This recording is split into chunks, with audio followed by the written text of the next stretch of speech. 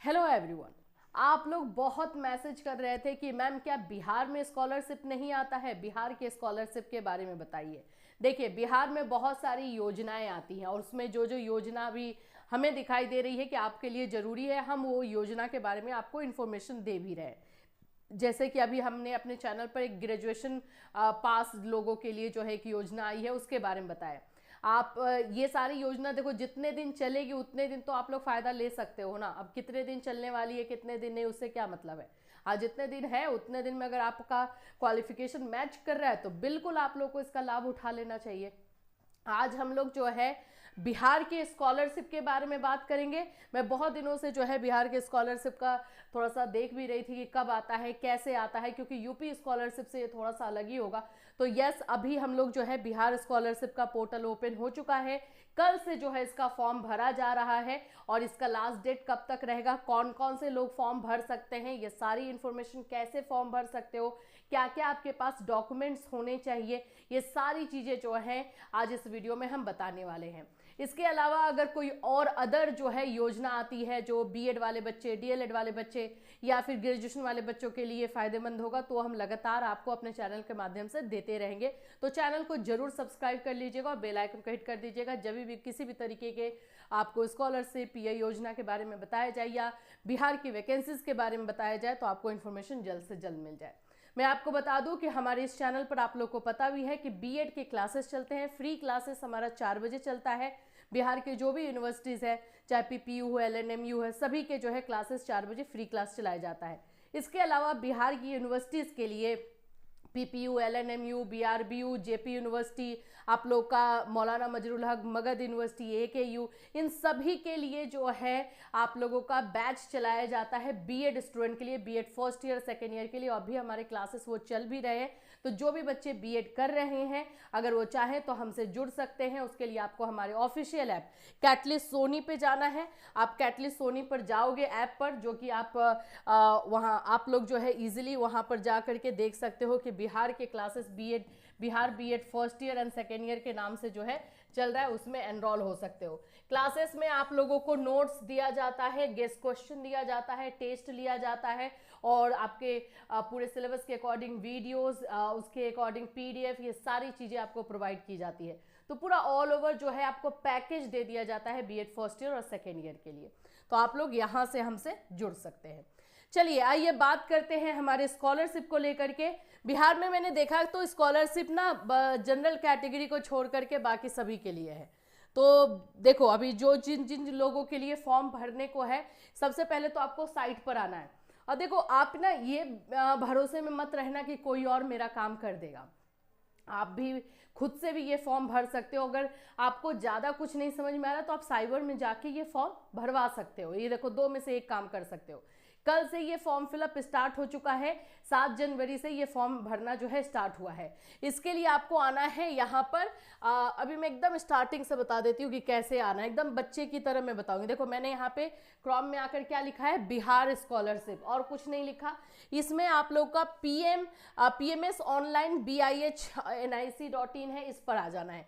इस पर हम अब क्लिक कर देंगे तो हमारा जो पोर्टल है, जो हमारा साइट है, वो पूरी तरीके से ओपन हो जाएगा और यहीं से हमें फॉर्म भरना है। अब यहाँ पर आओगे, कौन सा लिंक अलग अलग दिया गया है कि कौन सी कैटेगरी के बच्चे कौन सा फॉर्म भरेंगे।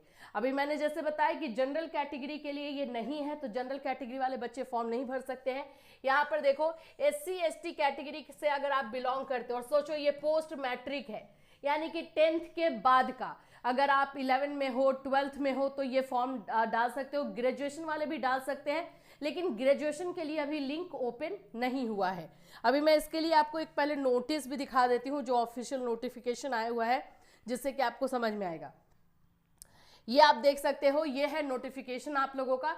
यहाँ पर आपको दिखाई देगा, वर्तमान में इस शिक्षा कोर्स पोर्टल पर आधार पंजीकृत इंटरमीडिएट एवं समकक्ष कोर्स में अध्ययनरत छात्र छात्राओं के लिए PMS पोर्टल खोला गया है। जो आप लोग का पोस्ट मैट्रिक ऑनलाइन जो पोर्टल अभी ओपन हुआ है, सिर्फ 11-12 के लिए हुआ है, इंटरमीडिएट वाले बच्चों के लिए हुआ है। शेष छात्र छात्राओं के लिए पंजीकरण हेतु शीघ्र ही सूचित किया जाएगा।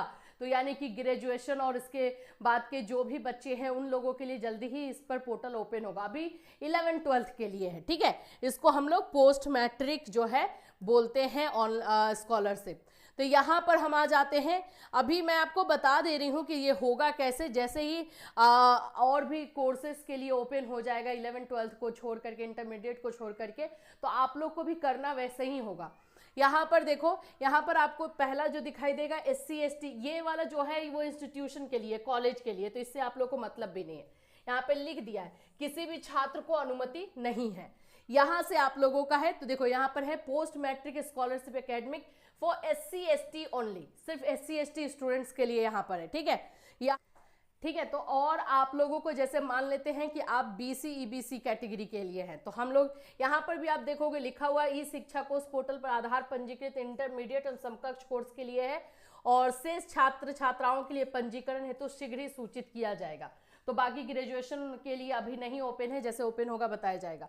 तो हम जैसे कि मान लेते हैं एक ओपन करते हैं, हम यहाँ पे पोस्ट मैट्रिक स्कॉलरशिप ये BC EBC वाला जो है ओपन करके देखते हैं, इसमें जो है हमारा क्या, इसी पर आपको क्लिक करना है, ये खुलेगा। अगर आप SC ST के कैटेगरी के हो तो SC ST वाला लिंक खोलोगे, BC EBC कैटेगरी के हो तो जो अभी मैंने लिंक खोला है वो खोलोगे। यहाँ पर आप लोगों के लिए कुछ इन्फॉर्मेशन है जो आप लोगों को बहुत केयरफुल्ली समझ के रखना है। देखो, स्कॉलरशिप का फॉर्म भरते समय आप लोग को केयरफुल रहना, अदरवाइज बाद में आपका स्कॉलरशिप आएगा नहीं तो प्रॉब्लम आप ही को होनी है। यहाँ पे देखिए, सभी छात्र एवं छात्राओं से अनुरोध है कि वो अपना SMS, ईमेल और PMS पोर्टल पर अपने आवेदन की स्थिति निरंतर चेक करते रहें। इस पोर्टल को आपको एकदम याद रखना है और बार बार जाके इस पर अपना status, yo verify your application status आपको चेक करना होता है, वो चेक करते रहना। एक बार फॉर्म फिल हो जाएगा तब आपके द्वारा अपलोड किए गए जाति, आय और निवास प्रमाण पत्र के सफल सत्यापन के बाद ही पोस्ट मैट्रिक छात्रवृत्ति योजना दी जाएगी। इनकम सर्टिफिकेट आप लोगों का, आपका कास्ट सर्टिफिकेट और आपका रेसिडेंशियल सर्टिफिकेट, ये तीनों सर्टिफिकेट बहुत इंपॉर्टेंट है। तो इसको अगर आपका 1 साल पुराना हो गया है, आपका 1.5 साल पुराना हो गया है, तो भाई इसको रिन्यूअल कर लेना, इसको नया बनाना।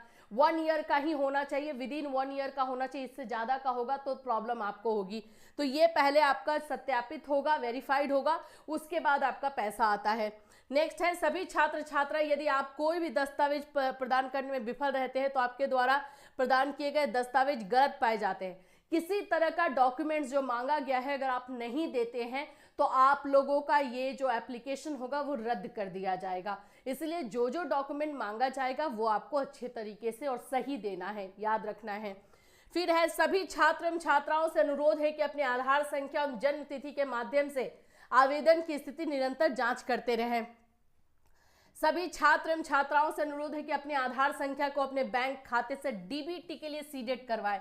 अब ये क्या होता है, तो आपका जो है बैंक अकाउंट जो आप देने वाले हो वो बैंक अकाउंट जो है आधार से सीडेड होना चाहिए, DBT के लिए सीडेड होना चाहिए। सीडेड का मतलब होता है, देखो आपके पास अगर 4 अकाउंट है ना, बैंक अकाउंट अगर आपके पास 4 है तो उसमें से कोई एक ही जो है आधार से जो है DBT सीडेड होगा, सभी नहीं हो सकते हैं, याद रखिएगा। अब आपको अगर ये चेक करना है कि आपका कौन सा अकाउंट आधार से सीडेड है, कौन सा अकाउंट जो है NPCI मैपिंग है, तो एक काम आप खुद से चेक कर सकते हो, और नहीं तो बैंक में चले जाओ, अपना जो अकाउंट नंबर देने वाले हो और वहां से बैंक में जाके पूछ लीजिए, सर ये मेरा NPCI मैपिंग है या नहीं, ये आधार से सीडेड है कि नहीं, DBT वाला ये दिखा दीजिए मुझे प्लीज।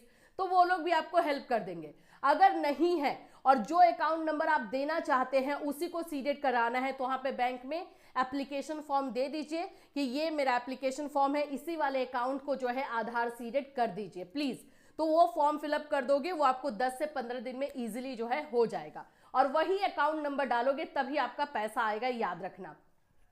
DBT का मतलब होता है डायरेक्ट बेनिफिट ट्रांसफर, यानी कि गवर्नमेंट आपको जो भी पैसा भेजेगी डायरेक्ट आपके खाते में आएगा, बिचौलिया इसमें कोई भी नहीं होगा।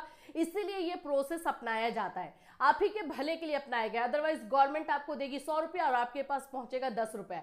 तो ये चीजें पहले हुआ करती थी, जिसकी वजह से ये काम किया गया है। तो इस पर थोड़ा सा ध्यान दे और वही बैंक अकाउंट दे जो कि आपका आधार से सीडेड है। सेम चीज भाई मैं यूपी स्कॉलरशिप के बच्चों को भी बताते रहती हूँ, आप लोग को भी ये सब चीज करके रखना है। छात्र को संस्थान में आवेदन की हार्ड कॉपी जमा करने की आवश्यकता है। जो फॉर्म भरोगे उस फॉर्म का आपको प्रिंट आउट निकालना है, हार्ड कॉपी निकालना है और ले जाके अपने कॉलेज में जमा करना है। ये काम बिल्कुल करना है। ये नहीं कि फॉर्म भर दिया तो हो गया, नहीं, सभी का प्रिंट आउट निकाल के आपको अपने कॉलेज में जमा करना है। ये भी है। आधार के साथ बैंक खाता सीडिंग की स्थिति आप कैसे चेक करोगे, तो UIDAI साइट पर जाकर के जो है ये चेक कर सकते हो। मैंने अपने चैनल पर बताया है कि कैसे चेक करते हैं हम लोग, तो वो आप जाकर के वो वीडियो भी आप देख सकते हो और ऐसे यहाँ पे क्लिक करके जाकर के भी देख सकते हो। ठीक है, तो ये चीजें कुछ हो गई आप लोग के इंफॉर्मेशन की।